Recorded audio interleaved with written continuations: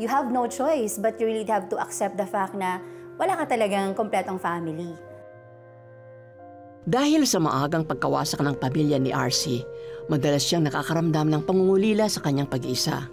Growing up in a broken family, sobrang hirap, sobrang challenging. Sinaseparate ko yung sarili ko because during my alone time, yun yung happiness ko eh. Hindi naglaon, nagpakasal sa ibang lalaki ang kanyang ina na itinuring ni RC bilang kanyang stepfather. Ngunit, doon ko na-realize na wala pala talaga akong tatay. So, sobrang hirap and the longingness nandun eh. So, eventually, nagsabi na magpapakasal na sila, papakasalan na. And yun, papa na raw yung tawag ko. Ayoko nga po nung una. Ayoko kasi hindi ko nga siya tinuturing na papa. Pero of course, because of mama, sige na lang. He was so masipag kasi nung una. Parang feeling namin na hindi yun yung totoong personality niya. Bagamat nagkaroon ng bagong anak ang ina ni RC, lumamlam ang kanilang samahan nang simulang magbago sa pakikitungo ng stepfather sa kanyang ina. Noong time na yun, umasa na siya. And lagi siyang may reason bakit hindi ko ma-provide to, ganyan-ganyan, kasi masipag si mama. So that time, yung galit ng tita ko and mga tito ko, nag-grow na. Same with me, nag-grow na din po. Upang punan ang pagkukulang ng pamilya, nabaling ang atensyon ng ina ni RC sa pagbebenta ng droga. Something na akala niya mas makakatulong. Nung time po na nagbebenta siya ng drugs, talagang malakas eh. Malakas po talaga ang bentahan. Mga ilang months lang, ang dami ko ng damit, ang dami na namin pera, nakakain na yung mga gusto namin. So, ganun po kalakas yung pagtitinda niya ng drugs ng time na yun. Naglabas-masok sa kulungan ng ina ni RC dahil sa pagbebenta ng droga. Gustuhin ko man na sabihin itigil na niya, ang pinaka-worst fear ko pa is mamatay siya. Because of that, kasi marami po sa amin ang binabaril na lang. Actually, marami po siyang death threat nung time na yon. So, kaya we were really begging, me and my tita and mga uncle na itigil na niya. Pero nung una nakulong siya, sabi niya, yes, itigil na niya. Pero naghirap ulit kami, kaya bumalik siya. Ang pinagbentahan ng kanyang ina ay napupunta lamang sa stepfather ni RC. Napakasakit po, sobrang sakit. Pero nung time na yon, all I can do is to just accept the situation. Wala po ako magawa. Mas nag-elevate yung galit ko sa stepdad ko nun. Dahil bakit hinayaan niya si mama na ganito? And nakikita ko nag-e-enjoy din po siya. Dagdag pa sakit ang pang-aabuso ng stepfather ni RC sa kanya. It was really strange kasi sabi ko, parang feeling ko may something na nangyari pero hindi ko ma-explain. Someone touched me. Siguro na-realize ko lang po na it was an abuse, it was a sexual abuse. Maybe after 3 times or after the 3rd time doing it. So ganun po. At simula po nun, hindi na ako nakakatulog ng maayos. Ilang taon ang lumipas ang pang-aabuso ng stepfather ni RC hanggang siya ay maging teenager. Talagang nagpupuyat na ako kasi yun yung way of coping up ko. Dahil kapag nakatulog ako, dun po siya nagsisimulang gapangin ako. So kaya kailangan ko siyang sabayan ng puyat, pero there are times na hindi ko na talaga kaya magpuyat dahil sunod-sunod po eh. Kaya nagagawa niya po yun. And meron pong mga threats sa akin na wag kong isusumbong. I put everything on me, sa akin lahat, sa sarili ko. So mababa ang tingin ko sa sarili ko, insecure, takot, lahat. Sa isang pagkakataon, napansin ng tita ni RC ang kalagayan niya. Kasi ang naglalaro sa isip ko noon, masisira yung family nila, magkakagulo, at hindi ko kayang makita yung mama ko na nahihirapan ng gano'n. Kailangan mabuo sila. Kahit ako wasak, okay lang. Pero sila kailangan mabuo. They don't have to experience the same thing sa mga kapatid ko. And then, nung hindi ko na kaya yung pain, doon ako umamin na ina-abuse po ako ng stepdad ko. Isang araw, nagkasagutan ang tita at stepfather ni RC. Nag-away sila talaga. At yung stepdad ko, mayabang pa siya, nagmamalaki pa siya, sige, pakulong nyo. Ganyan. So, si tita ko, sabi niya, papabarangay talaga kita, papakulong kita. Ganyan. Pero, may mama kasi ako eh. Kaya hindi siya pwedeng basta-basta manghimasok si tita. And wala din siyang ebidensya, just yung voice lang, yung sinabi ko lang sa kanya. Mas worried ako na baka masira yung family nila. And ano na lang yung kahihinatnan nila mama ko, ng mga kapatid ko, ano na lang yung magiging impact. Makulong kaya ang stepfather ni RC? Tunghayan natin yan sa pagpapatuloy ng kanyang kwento sa linggong ito. I have so many questions in my mind po na mas pinaniwalaan niya yung asawa niya kaysa sa akin. Bagamat nais na maipakulong ng tita ni RC ang kanyang stepfather dahil sa sexual abuse, mas nanaig sa kanyang ina na huwag ipagpatuloy ito. Nagalit ako pero mas nanaig yung love ko sa kanya, kay mama. So, inunawa ko siya. Kasi nga, nandun ako sa punto na baka inisip din ni mama na masisira yung family nila. So, inintindi ko, hanggang dumaan na lang yung mga araw na naging normal na lang at bumalik sa lahat. Hindi naglaon nagbukas ang kaisipan ni RC sa pagbibisyo. Kasama na ang paggamit ng droga dahil sa impluwensya ng kanyang mga kaibigan. Nung una, ayoko pa. Pero nung huli, nag-i-enjoy na din akong gawin. And also, yung pagsisigarilyo, ginagawa ko siya. Parang yun yung naging parang pang-coping up ko din. And everything was just parang normal for me. Nag-i-enjoy ako sa ginagawa ko. Kasi feeling ko doon, pag ginagawa ko siya, parang feeling ko may value ko dito ang angas ko dito Dagdag pa rito, nagkaroon ng porn addiction si RC. Magkakasama kami and hanggang naging addiction na namin. Parang never comes a day na hindi kami nanonood. Masaya lang ako napapanood siya. And somehow, ginagawa ko po is touching myself na lang. Ganun po yung nangyari. Minamask ko yung sarili ko para hindi nila makita yung totoong ako. Na pag ako na lang, talagang grabe yung nararanasan na pain, yung pag-iyak, lahat-lahat. Pero in front of the public, ibang RC naman yung nakikita nila. Habang nagbabago na ang pag-uugali ni RC, ang kanyang ina ay binitiwan ng pagbebenta ng droga. So she decided to stop na dahil nga maraming times na siyang nakulong and ang daming death threats na sa kanya. Nakita ko gumagawa siya ng diskarte na kumbaga patas. Yung gaya na ginagawa niya dati, nagtitinda-tinda. Sa tulong din ng kanyang tita ay naimbitahan si RC sa Center for Community Transformation na naglalayong gabayin ang mga tao sa tulong ng Bible Study Group. You really have to attend the morning devotion, yung mga ganon. So, doon na po nagsisimula yung eagerness ko na I really want to change. Doon parang nagsisimula na talaga yung journey ko as Christian. Pero hindi pa malalim. Sobrang babaw pa talaga. Ang pagtahak tungo sa pagbabagong buhay ay hindi naging madali para kay RC. Parang go with the flow ka lang. So, masasabi ko na nung time na yon, hindi pa talaga founded yung aking faith kay Lord. They are more into transformation. Nandoon din po sila. And I was wondering, sabi ko, paano ba mag-transform? Paano ba magbago? Sobrang tug of war po talaga. Kasi para kang sakang, yung kabila mong paa for change, yung kabila naman paa, gusto pa tumikim gusto pa, so napakahirap. Talikuran na kaya ni RC ang mga masasamang gawain at lumakad siya sa tuwid na landas? Tungayan natin yan sa tampok nating kwento ngayong linggo. Bagamat nasimulan ni RC ang pagbabago ay hindi pa rin niya mabitawan ang dating pamumuhay. Even there's a resistance, even there's tug of war po talaga sa change. Whenever I tried na ulit, di ba magsastop ako, pag itatry ko na siya ulit, nagkakamap sa akin yung word of God na mga naririnig ko. I feel happy kapag ginagawa ko yun Kasi parang pag dito sa change, ang daming bawal. Parang dito na nga lang ako sasaya, di ba? Pipigilan pa. Parang ganun Pinifeel niya yung gap na kulang sa akin. Dahil uhaw pa rin sa pagmamahal at kalinga si RC, hinanap niya ito sa pagkakaroon ng maraming karelasyon. Sige, gusto mo ako? Gusto din kita, tayo na. Parang ganun. And then, yung friend niya, sasabihan ko din na gusto mo ako, tayo na. Ganun po, mga secret on dati. Dahil hindi ako bida sa bahay, dahil hindi ko makita yung value ko sa bahay, sa labas, bida ako, gusto ko yun. May listahan ako, So sabi ko, pag mas marami sila, mas maraming magmamahal sa akin. Mas mapupunuan nila yung kulang. 40 times yun.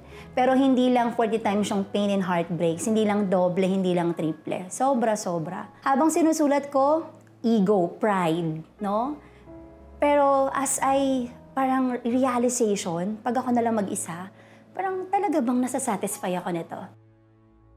Ang 40th boyfriend ni RC ang siyang naging partner niya kung kaya't nagbunga din ang kanilang pagmamahalan ng 3 anak. Madami siyang pinangako na talagang hindi kita iiwan, ikaw na talaga.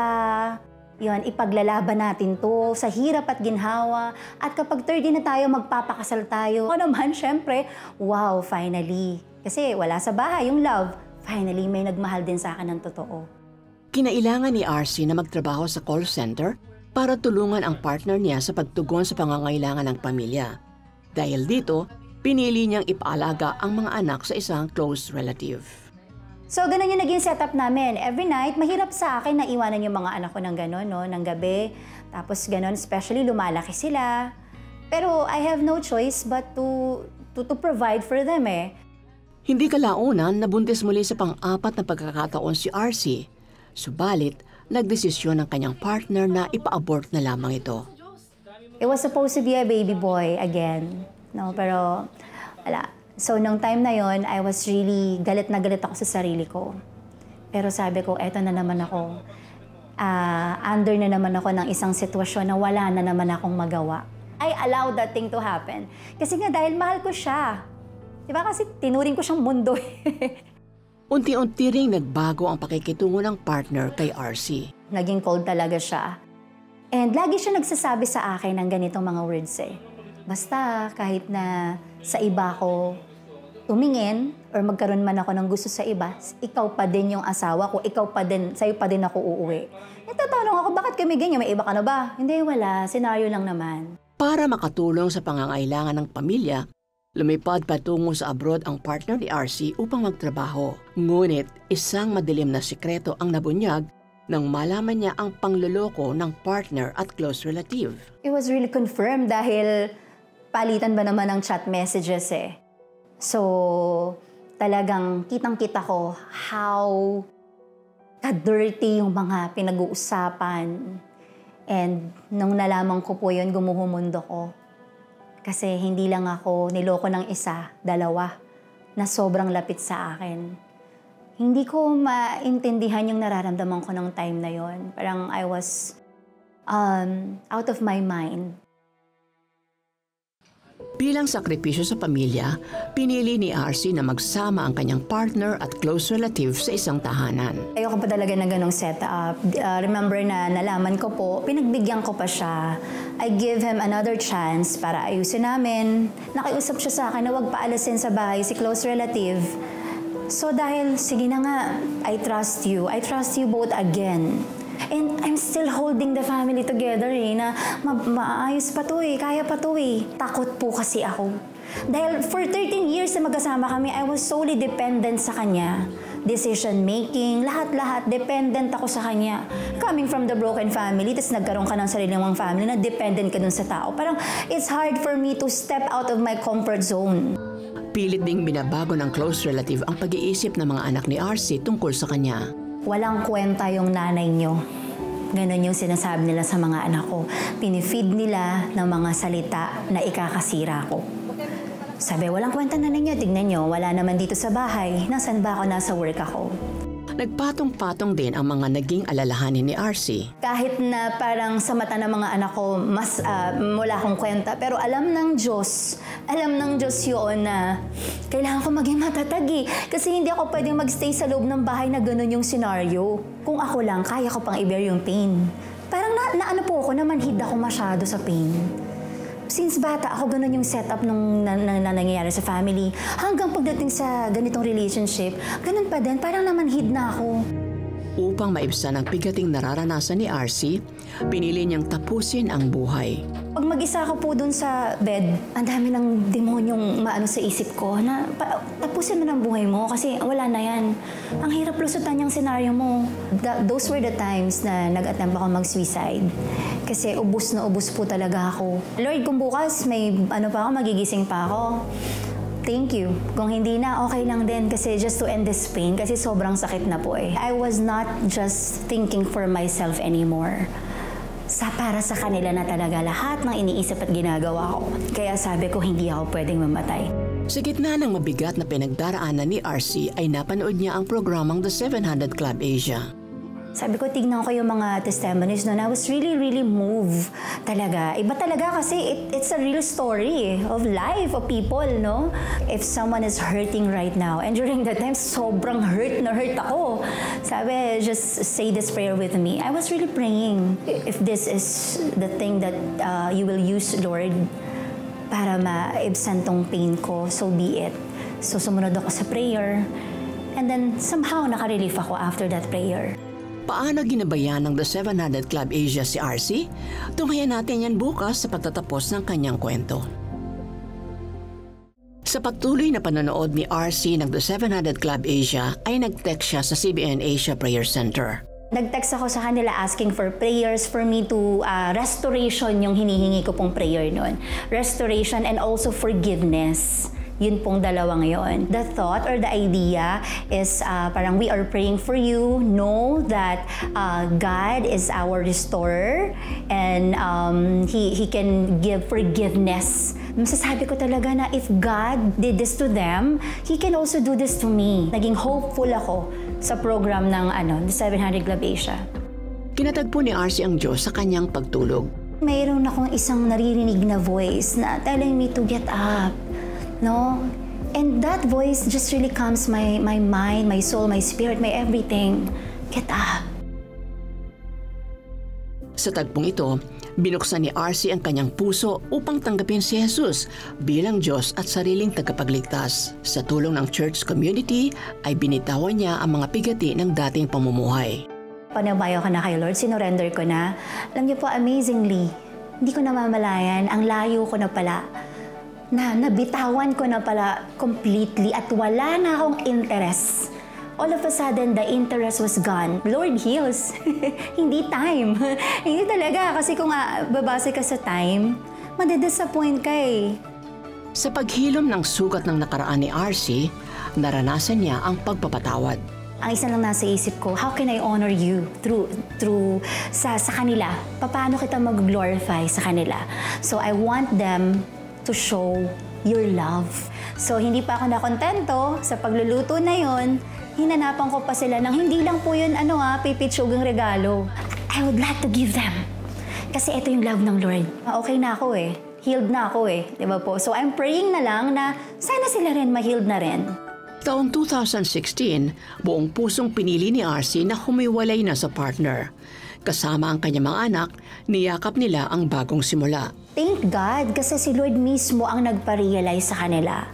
And hindi ko kasi alam na meron din pala silang experience na nakikita nila yung dalawa kapag wala ako. So I don't have to depend myself. Yun sabi ko kay Lord, Lord, ayokong depensahan yung sarili ko. Marami akong pagkukulang sa inyo bilang mother and father at the same time. Pero hindi ako naging masamang magulang. Sa patuloy na pagbabagong naranasan ni RC mula sa Diyos, nais din niyang maibahagi ang pagmamahal ng Diyos sa kapwa. Nagkaroon ako ng eagerness to really evangelize and win people and do Bible study. So, madami na po sa biyaya lang po ng Panginoon, no? Alam niyo po, whenever I share my experience, natutulala silang lahat. And napaka-powerful. And madaming nabibless. They accept Jesus eh. Grabe lang, I was so blessed sa buhay niya kasi talagang yung mga question na nakahang sa isip ko is nasagot niya based doon sa Word of God. Sa kasalukuyan, patuloy na nagiging pagpapala si RC sa kanilang community at aktibo niyang ibinabahagi ang salita ng Diyos. Sa lahat ng kanyang napagdaanan, ito ang kanyang napatunayan. Pag tinatanong, who is God for you? He is faithful. Tapat na tapat po siya kahit tayo hindi tapat. Talagang many promises in the Bible, no? And all of them are yes and amen. But the Lord said, just trust me. Diba? I will not get you to this. I will not get you through this. Kaya, grabe, God is faithful. He is so faithful and He never changes. He never ever fails talaga. Never, never.